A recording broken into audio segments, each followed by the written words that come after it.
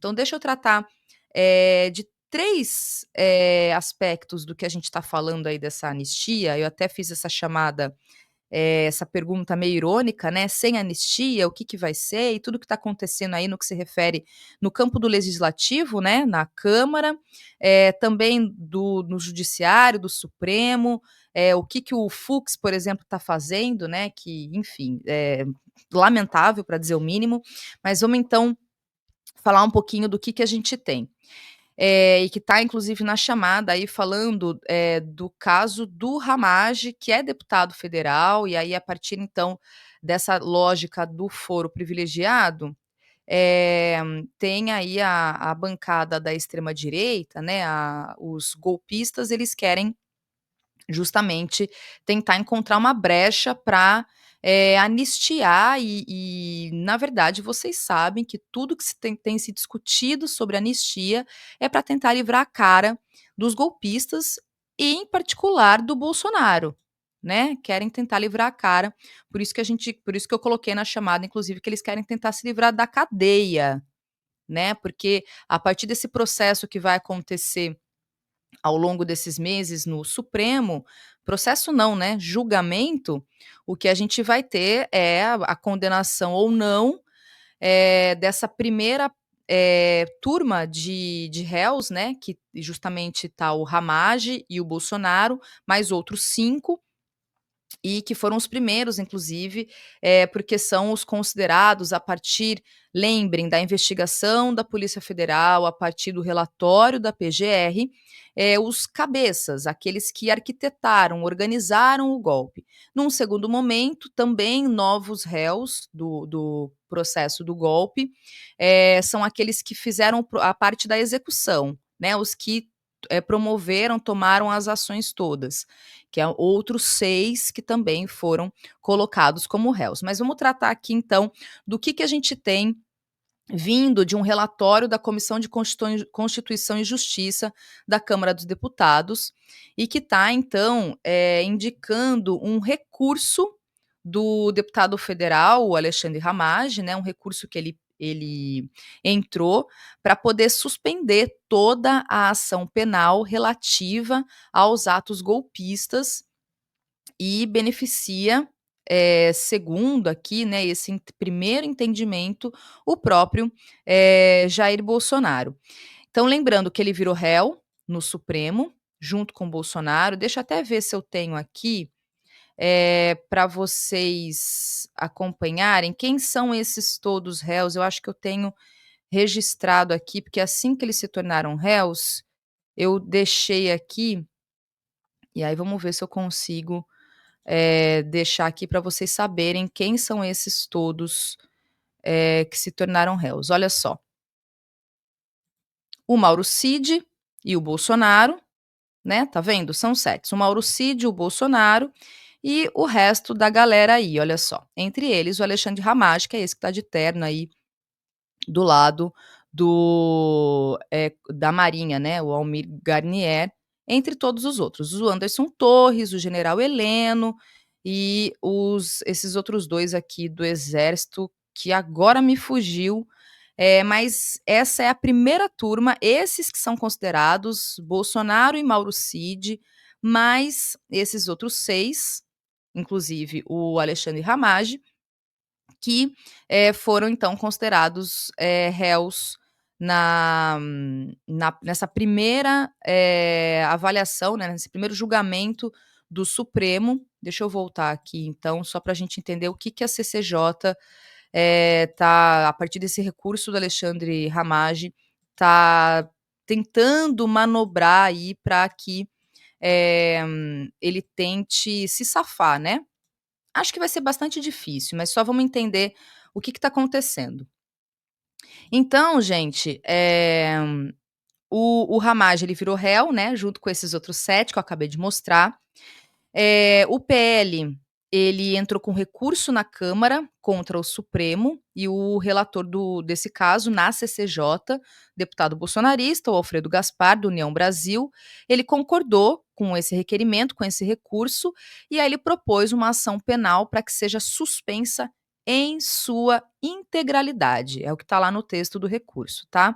A sessão que aconteceu hoje, na quarta-feira, da CCJ, ela debateu esse parecer, e o que acabou mesmo foi com o famoso pedido de vista, que na verdade é quando eles pedem mais tempo para poder analisar, para poder avaliar o caso, e aí essa votação foi adiada, né. Lembre que é sempre esse processo, vai para a Comissão de Constituição e Justiça, é feita essas audiências, esses debates todos, e aí positivo ou negativo, a depender do resultado, isso vai para plenário. O que se tem então é que do lado governista, né, do lado do campo progressista, a contestação, sobre esse recurso, e afirma então que a Câmara, a alegação, né, o argumento, ela tem apenas pontos que tratam de deputados com mandato, ou seja, suspender apenas acusações contra a Ramagem e não contra todos esses outros, porque a manobra é exatamente essa. A partir desse texto que está falando suspender em sua integralidade, o que pode ocorrer, a manobra é tentar beneficiar o Bolsonaro e esses outros 6 que eu acabei de mostrar para vocês aqui, que é essa primeira turma aí, esses, que arquitetaram aí e organizaram o golpe de estado. Aí o que a gente tem é um entendimento do Supremo, que vai determinar então que a avaliação ela é restrita aos atos cometidos pelo parlamentar após a diplomação.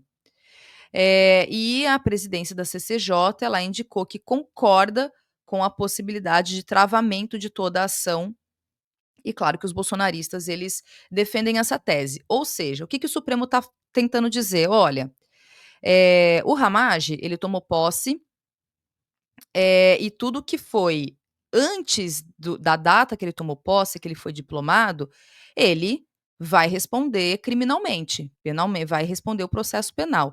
Lembrem que, segundo o relatório da PGR, o crime ele foi sendo construído a partir de 2021. Então, os crimes pelos quais essa turma toda está sendo julgada agora no Supremo, elas são antes de janeiro de 2023, que é quando o Ramagem toma posse. Então veja a manobra que os bolsonaristas estão tentando fazer e que eu acho que é para tentar ganhar tempo de alguma forma e ver se passa. Sabe aquela coisa ver se passa? Porque não faz absolutamente o menor sentido e evidentemente que é também para tentar criar, aprofundar cada vez mais essa crise institucional entre legislativo e judiciário, e ficar endossando e fomentando essa tese dos bolsonaristas, da extrema direita, sobre esse, ditadura da toga, de que o Supremo ele exagera, de que o Supremo ele quer interferir nos outros poderes. Bom, enfim, então eles querem tentar endossar essa tese toda, por isso todo esse tipo de manobra aí que é feito através desses pedidos, desses recursos todos. Então o que a gente tem é esse entendimento do Supremo, então falando, né, que olha, até, dezembro de 2022, ele, ainda pode responder, ele responde, né, a partir do que aconteceu da diplomação para frente, tudo bem, ele tem essa prerrogativa do foro privilegiado. Bom, aí o relator do caso, esse deputado bolsonarista, ele disse para assustar essa ação e que tem como uma prerrogativa, então, para evitar uma perseguição. E aí, se esse entendimento ele prevalecer, ele vai tentar a suspensão do julgamento do caso, né, que tem como os réus aí sim, olha só, agora eu vou lembrar do nome de todos eles, tá, gente?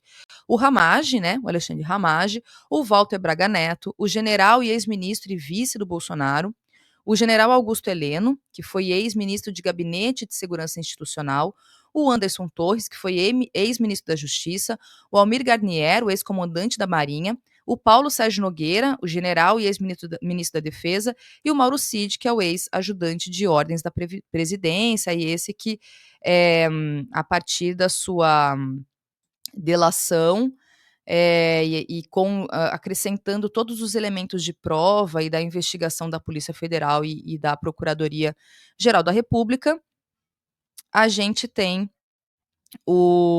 esse entendimento todo dessa tentativa de golpe, do ministro do Bolsonaro, né, do ex-presidente, de todos esses que fizeram parte desse golpe todo. Bom, o que mais a gente pode tratar? Tem um vídeo da deputada Fernanda Melchiona, e que ela vai, eh, traduzir isso, tudo isso que eu tô falando, de alguma forma, e eu vou colocar aqui para a gente poder acompanhar. Deixa eu só ver se tá no ponto aqui, porque a minha máquina estava travando, viu, gente, então, mas acho que eu vou conseguir para colocar aqui para vocês, porque eu acho que ela consegue sintetizar bem. É um vídeo que ela gravou, nessa tarde, a respeito dessa questão toda. Gente, nós estamos aqui na CCJ, e como era de se esperar, o bolsonarismo está querendo obstruir e travar toda a ação penal do núcleo 1 do golpe no Brasil. Aquele que pega o Bolsonaro, o Anderson Torres, o Ramagem, todos aqueles envolvidos na mentoria intelectual da tentativa de golpe de Estado no Brasil. E como é que eles tentam fazer essa manobra que é claramente inconstitucional, mas que, lamentavelmente, está tramitando aqui na CCJ? Como o Ramagem é deputado federal, o Supremo mandou para a Câmara um pedido de análise se segue a investigação sobre o Ramagem. E como ele é deputado federal, a Câmara tem que se pronunciar. Mas só sobre os crimes que ele cometeu depois da diplomação e enquanto deputado federal, não anteriormente. O que o bolsonarismo pega? Pega isso para dizer que toda a ação penal está suspensa, ou seja, o que eles querem travar a investigação do núcleo golpista no Supremo Tribunal Federal com um expediente, que é obviamente inconstitucional, que é obviamente ilegal, mas querem fazer fato político para sua base radicalizada da extrema-direita e, óbvio, ampliar a guerra contra o Supremo Tribunal Federal. É óbvio que isso é uma vergonha, ainda mais levando em consideração o contexto. Nessa semana que a CCJ não deu provimento ao recurso do golpe, se colocou esse relatório, que aliás foi protocolado agora, de manhã nós acabamos de receber. Vamos pedir vistas, semana que vem a gente vai fazer o debate, não vai ser votado hoje, mas é só para alertar que os golpistas seguem tentando defender golpistas, seguem tentando anistiar aqueles que atentaram contra as liberdades democráticas. Seguiremos a luta, não passarão sem anistia. É isso aí, gente. Então acho que a deputada, ela sintetizou um pouco do que eu tentei traduzir.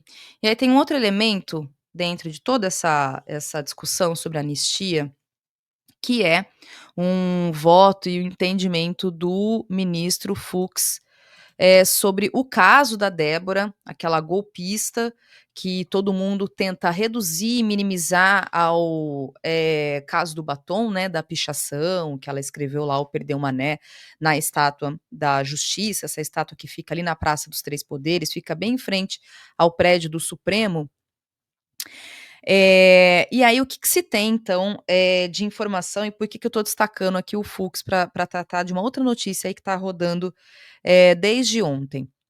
Os integrantes da bancada bolsonarista na Câmara, esses mesmo, né, que a deputada Fernanda Melchiona acabou de falar, que a gente está falando aqui, eles estão resistindo, né, a um acordo entre o Congresso e o Supremo, o STF, para reduzir as penas dessa multidão toda que invadiu e destruiu a sede dos Três Poderes em janeiro de 2023, né, no dia 8 de janeiro. E uma das estratégias, vejam bem, é usar o voto do Luiz Fux no julgamento da Débora Rodrigues, um julgamento que aconteceu na última sexta-feira, o voto dele que aconteceu na última sexta-feira, dia 25. E aí o que se tem então, tem a fala inclusive de uma deputada bolsonarista, Rosana Vale, que diz: "A anistia não perdeu força e não há esvaziamento do tema".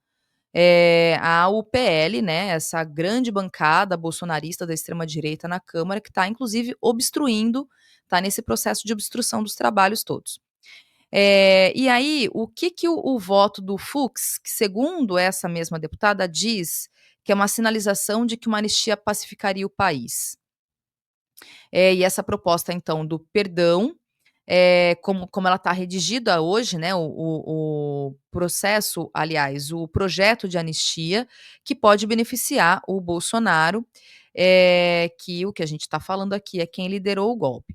Como eu estava falando, no dia 25, a Débora, ela foi condenada pela primeira turma do Supremo a essa pena de 14 anos pelos crimes de, lembrem, vou reforçar aqui, a Débora, ela foi condenada pelos crimes de tentativa de abolição do Estado Democrático de Direito, golpe de Estado, dano qualificado contra o patrimônio público, associação criminosa armada e deteriorização do patrimônio tombado. E aí, quem seguiu, então, com a decisão da pena de 14 anos, que quem colocou foi o relator desse processo, que é o Alexandre de Moraes, foram os ministros Flávio Dino e a ministra Carmen Lúcia. O Cristiano Zanin, ele votou para uma pena de 11 anos, considerando atenuantes da Débora, né, e penas menores para crimes cometidos. E o Fux votou por uma pena de 1 ano e 6 meses, ou seja, de 14 anos, o Fux ele vota para uma pena de 1 ano e 6 meses, defendendo que a Débora fosse condenada apenas pelo crime de deterioração do patrimônio tombado, sob esse argumento de que não existem provas para sustentar as demais acusações. Quais são as demais acusações? Essas que eu acabei de falar, né? Abolição do Estado Democrático de Direito, golpe de Estado, dano qualificado contra o patrimônio público, associação criminosa armada, e aí ela ficaria então com a pena apenas de ter pichado. Ou seja, o Fux, o que ele está fazendo? Ele está endossando a tese dos golpistas. O Fux, ele está simplesmente pegando essa tese, esse argumento do Nicolas Ferreira, que fez aquele vídeo, né, dos bolsonaristas, dos golpistas todos, e falando, realmente, a Débora, ela só pichou. Então, ela vai ter que ter uma pena apenas de 1 ano e meio. Não tem que ter 14 anos de pena. É isso que o Fux está fazendo. E aí, na bota, na esteira, o que a bancada bolsonarista fez? Bom, então o Fux, olha que cara bom. A gente vai então pegar esse voto do Fux e vai endossar então essa tentativa do projeto de anistia em que o que eles tentam defender que os que serão condenados são apenas aqueles que aparecem em fotografias e vídeos. Todos os outros que não aparecem em fotografias e vídeos, eles sejam anistiados. Ou seja, incluindo essa galera toda, que segundo o entendimento do Supremo foram aqueles que arquitetaram o golpe, aqueles que executaram, que tinham como projeto, como plano, assassinar o presidente, o vice-presidente, o próprio ministro, Alexandre de Moraes. Então o Fux, ele fez isso, né, tem esse voto dele então de, deixar a Débora apenas com essa pena aí de 1 ano e meio, dizendo que ela apenas tem que ser, condenada pelo crime do batom. É isso que o Fux está fazendo. E aí, gente, e aí é isso, né, a gente tem, dentro dessa votação do Fux, um elogio da Michelle Bolsonaro, ela diz que o Fux ela considera ele como uma fagulha de bom senso, diz que a postura do ministro Fux foi a mais sensata do que a de todos os outros, incluindo a de uma ministra, tá falando, claro, da Carmen Lúcia, né. E o líder do PL, o deputado Sóstenes Cavalcante, esse que nos últimos dias ele fez toda essa festa, esse carnaval, enfim, chamou a atenção sobre o PL da anistia, que foi lá e disse que tem lá as mais de 200 assinaturas para poder colocar em regime de urgência a votação do PL da anistia, enfim. Ele diz o quê? Ele insiste nesse projeto. Ele diz que o voto do Fux, líder do PL, o Sóstenes Cavalcante, tá? Lembrando que o Sóstenes Cavalcante é aquele que queria criminalizar as mulheres, o do PL do estuprador, colocar as mulheres que fizeram interrupção, que tentarem fazer interrupção de gestação, mesmo em casos de crime de estupro, sejam criminalizadas, né, e sejam tratadas como assassinas e como crime hediondo. Esse é o Sóstenes Cavalcante. E aí ele diz então que o voto do Fux foi perfeito e que realmente não há nenhuma, prova contra a Débora. E aí ele reforça, diz que é uma farsa do pseudo-golpe caindo por terra. É isso, tá, que ele tá reforçando aqui falando. Então o voto do Fux, ele tá dando exatamente essa sinalização para os bolsonaristas, né. Os bolsonaristas eles tentam criar essa tese de que, não teve golpe, portanto não teve crime. Eles, né, lembrem que eles usam essa tese, né, que, como é que a pessoa vai ser julgada por golpe se não houve golpe? E aí a gente sabe que o contraponto, né, evidentemente é porque se houvesse golpe não ia ninguém estar aqui, inclusive. Tampouco o Supremo, tampouco alguém falando sobre esse crime desse golpe de estado. Mas está aí.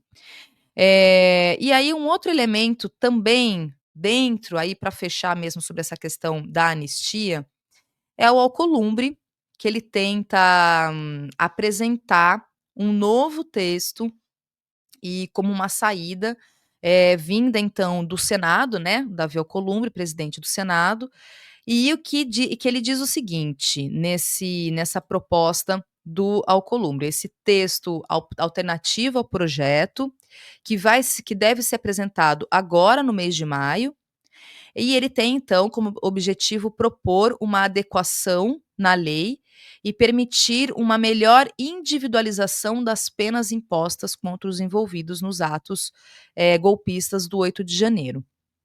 Essa proposta é vista como uma forma do Congresso ajustar a legislação criada, por ele e que tem baseado nas sentenças do Supremo, sobre essa crítica, né, feita por parte da base bolsonarista, de que são penas exageradas, né, de que são penas que, estão fora essa discussão sobre a chamada dosimetria da pena. E aí o que tem nesse texto então, se ele for aprovado, o que vai ser apresentado? Que somente as pessoas que cometeram crimes menos graves e que já foram condenadas pelo Supremo, pelo STF, que seriam impactadas. Afinal é uma nova lei que só pode retroagir para beneficiar o réu. Esse projeto de lei, vai aprimorar as leis que fundamentam as condenações impostas pela corte e, ao mesmo tempo, não vai criar o desgaste institucional entre Câmara, eh, e Supremo e Judiciário, na verdade, e até o próprio Executivo, né, porque lembrem que todo projeto de lei, ele, digamos, sobe para o Executivo e o Executivo, então, sanciona. Então é isso, né, a gente está tratando aqui muito no âmbito dessa discussão entre Judiciário e Legislativo, mas lembrem que todo PL, todo projeto de lei, ele precisa da sanção do Executivo. Então, o que se tem é essa tentativa dessa proposta do Davi Alcolumbre. Os bolsonaristas, eles não concordam. Lembrem então, como eu falei aqui, que o deputado Sóstenes Cavalcante, o líder do PL, ele protocolou esse pedido de urgência sobre o projeto de anistia. Ele critica esse texto alternativo do Davi Alcolumbre, né, esse texto que está no Senado, e ele diz que é um desvio de foco, sobre a questão da anistia. Então, gente, só para vocês terem um pouco de um entendimento sobre do que a gente está falando, quando a gente está pensando aí em anistia. E acho que tem uma questão aqui de fundo para a gente também pensar, que que todas as outras pautas elas não estão sendo debatidas, não estão sendo faladas, né. Então a gente está tratando aqui do PL da anistia, a gente tem essa base golpista, né, da extrema direita que só sabe falar disso, noite e dia e noite, não fala de mais nada, porque é uma gente também que está pouquíssimo, ou melhor, não está preocupada com o país, não está preocupada com o povo, só está preocupada realmente em defender os próprios interesses e livrar a cara de golpista. Mas aí, então, o que se tem é exatamente essa crise, né, esse conflito entre o judiciário e o legislativo. E aí quero lembrar, vou trazer aqui também essa fala do ministro Alexandre de Moraes, na semana passada, que eu acho que vale lembrar e para reforçar aquilo que a gente também tenta, o tempo todo aqui falar sobre, não é apenas a pichação da estátua, não é apenas o batom da Débora lá que escreveu "Perdeu Mané" na estátua, né, a gente está falando de uma mulher que foi lá, que esteve presente nos acampamentos todos, que viu muito bem o que estava acontecendo, né, toda a destruição, a invasão, e agora se faz de desentendida, né, e aí tenta virar já virou, né, esse símbolo do bolsonarismo, de que ela é uma coitada e que ela apenas pichou, perdeu mané na estátua. A gente sabe que não é isso, né, a gente tá falando de uma mulher golpista, assim como todos os outros também.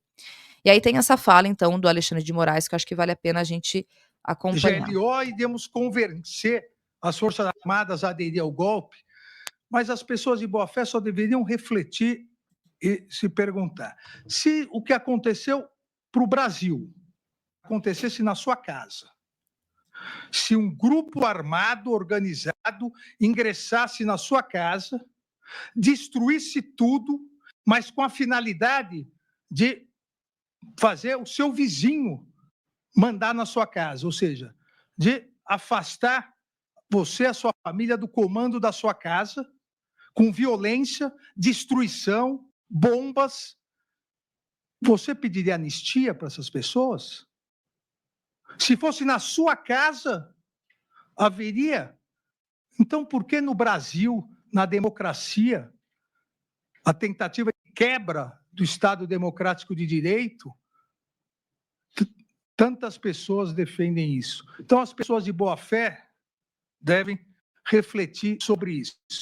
Se na minha casa eu não admitiria que destruíssem, usassem violência, grave ameaça para me tirar do comando da minha casa, por que eu vou admitir isso para o país, para a república que elegeu democraticamente os seus membros? Materialidade comprovada, não há inépcia da denúncia e, da mesma forma, a presença de justa causa. Eu sempre analiso em todas as denúncias onde sou relator e também como voto vogal, a presença, além da presença dos requisitos do artigo 41, a presença da justa causa. O artigo 395, inciso 3º do Código de Processo Penal, e sempre analisado a partir de seus 3 componentes da justa causa: tipicidade, punibilidade e viabilidade. A tipicidade está comprovada, é um fato típico, a punibilidade. Bom, tá aí, acho que o principal dessa fala esse argumento. O ministro Alexandre de Moraes, ele fala isso sempre, né, "Se fosse com você, se fosse na sua casa, como é que seria? Como é que você ia tratar?", né, então, só para reforçar que a gente não tá falando apenas de uma coitadinha que escreveu de batom, né, a gente tá falando de gente golpista. Golpista, é isso que eles são, todos golpistas.